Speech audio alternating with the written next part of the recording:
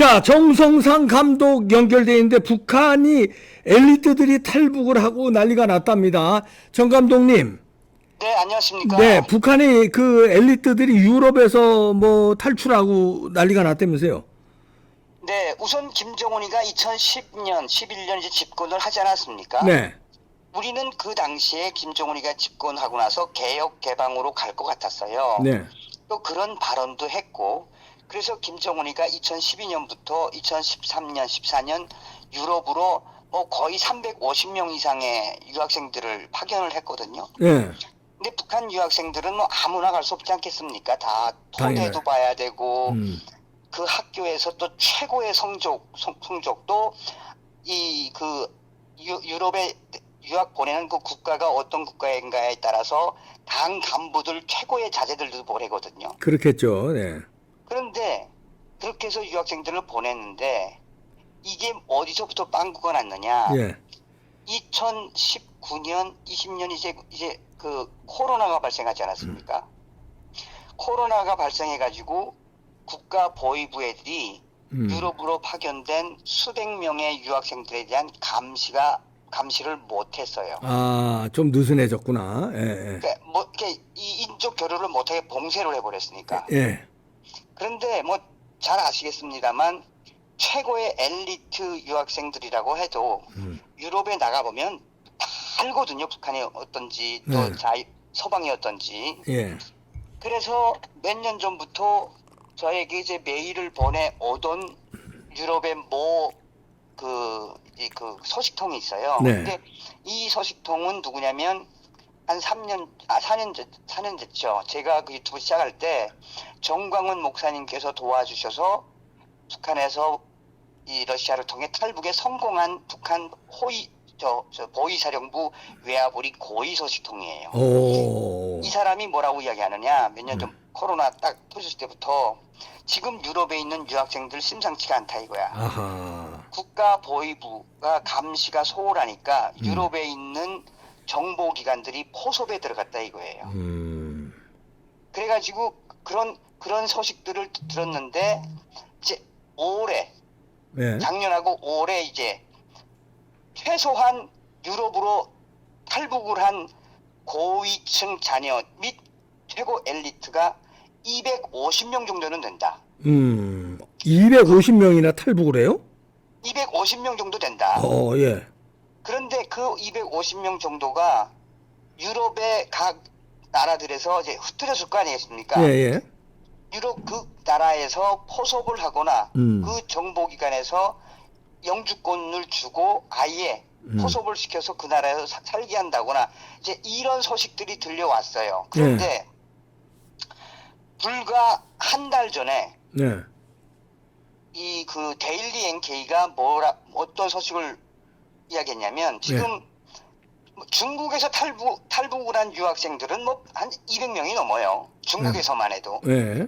데일리 NK가 뭘 했냐면 지금 유럽에 있는 그 유학생들의 여권을 싹 다 회수하고 있다. 오. 도주를 못하게. 이제 그 소식을 내가 받고 다시 한번 유럽에 있는 제 소식통한테 확인을 했더니 예. 윤석열 정부가 작년도부터 예. 작년도 정확한지 모르겠지만 한 10월 달부터 유럽에 탈북을 한 고위 탈북 자녀들, 엘리트들을 접근을 하고 있다. 그리고 한 달 전인가 그때 뭘 보냈냐면 윤석열 정부 들어와서 북한의 이 탈북 엘리트 유학생들 최소한 몇십 명은 한국으로 간 걸로 내가 알고 있다. 정보를 보내왔어요 저한테. 예. 예. 그러니까 이 사건이 의미하는 바가 뭐냐면 네. 코로나 3년 동안 북한이 이 유학생들을 관리를 잘못하는 통에 그 수백 명의 유학생들이 탈북을 하지 않았습니까? 예. 이 걔네들이 유럽으로 흩어졌고 또 한국으로 왔고 일부는 미국으로 가지 않았습니까? 그러니까 네.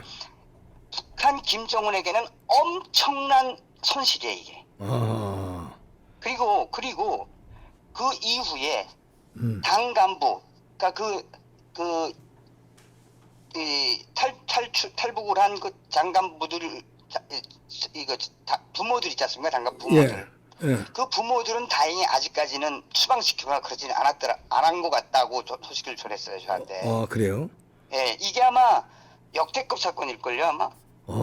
그러네요. 역대급 사건이 벌어지네요. 그러면 자, 그리고 예. 또 하나는 고위 외교관들은 어때요? 그 얼마 전에 이제 그 미국의 소리 방송 네. VOA의 태영호 위원이 이제 인터뷰를 했어요. 네. 작년하고 올해에 자기가 깜짝 놀랐다. 네. 평양이나 해외에 있어야 할 망명객들, 그러니까 평양이나 혹은 해외에 있어야 할 고위 외교관들이 네. 고위 외교관들을 나는 서울에서 만났다. 이게 이미 탈북해서 우리 정부가 데려왔다는 얘기네. 데려온 탈북민들을 나는 서울에서 만나게 될 줄 꿈에도 몰랐다. 네. 그리고 저기 지금 국정원 산하에 국가안보전략연구원이라고 있어요. 네. 거기에 있는 김동수 연구원이 있거든요. 네. 그분도 고위 탈북민인데 네. 그분도 인터뷰를 뭐라고 했냐면 작년하고 올해에 네. 해외에 고위 외교관들 많이 들어왔다. 많이 들어왔다. 대탈출의 시대가 시작됐다라고 이야기를 했어요. 그래서 제가 러시아하고 모모에 있는 분에게 확인을 해봤더니 네. 이미 얼마 전에 하바롭스크에 있는 외교관 모자가 탈출을 했잖아요. 네. 지금 전 세계에 있는 북한 대사관 초박살이 났어요 지금. 지금 전 세계에 있는 대사관들 이건 당연히 명령이 내려갔겠지. 얼마나 외교관들이 많이 뛰었으면 지금 이 지시가 내려가가지고 이 고위 외교관들 망명을 막지 않으면 가만 놔두지 않겠다. 그러니까 안팎으로 지금 김정은은 최악의 딜레마에 빠진 거지. 더군다나 그 외교관들뿐이 아니라 이 고위 유학생들이 유럽으로 탈북을 한 절대적인 이유는 문재인 때문이었거든요. 문재인. 네. 왜요? 왜냐하면 이 탈북 선언 강제 북송시킨 사건 있지 않습니까? 네. 이 사건은 이미 북한 전역에서 강연을 했고요. 네. 그러니까 이제는 남조선으로 뛰면 무조건 문재인 정권이 우리 북조선으로 보내준다.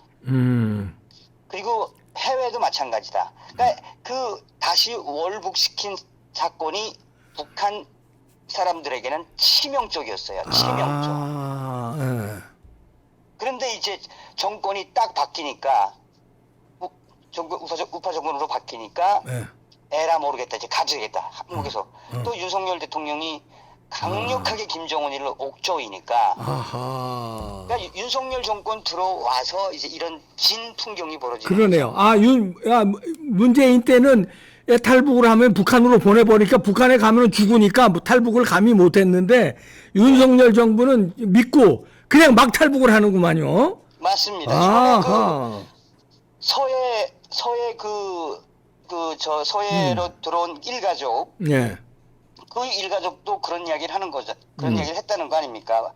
문재인 정권 때는 생각하기도 싫었지만 윤석열 정부에 들어와서 우리는 탈북을 준비했다. 야, 역대급 사건들이 터지고 있네요. 야, 네. 외교관들이 탈북을 하고 그것도 유럽에 있는 외교관들이 그다음에 유럽의 그 엘리트들 유럽에 유학 갈 정도면 고위층 자녀들일 텐데 이 고위층 자녀들이 탈북을 하는 윤석열 정부의 성과가 대단하네요. 이게 엄청나네. 예. 우리가 제가 이제 박근혜 대통령 시절에 통일이 산사태처럼 벼락처럼 올 것 같다라는 생각은 초창기에 했었는데요. 예. 당시에 박근혜 대통령께서 탈북민들이여 한국으로 오십시오라는 이야기도 하셨고 했죠. 예. 그런데 그때하고는 완전히 질적으로 틀린 것은 네. 윤석열 정부가 들어오고 난 이후에 뭐가 결정적이냐면 김정은이하고 타협을 하지 않는 거예요. 윤석열 아하, 그러네. 예. 그게 제일 큰 거죠. 그러니까 이제 북한을 탈출할 입장에서 김정은을 배반해야 되는데 김정은하고 절대 타협하지 않는 윤석열이 믿음직스러운 거죠. 타협했다가는 다 남겨주면 큰일이니까. 그럼요. 아하. 아하, 야. 그래서 또, 예. 우리가 이제는 정말 윤석열 정부와 예. 이 또 다음에 정권 재창출이라고 하는 큰 대의에서 우리는 통일을 준비하는 그 기틀을 만들어야 돼요. 네, 그래야 되겠네요. 자, 정성산 감독이었는데 정성산 TV도 많은 관심 가져주시고요.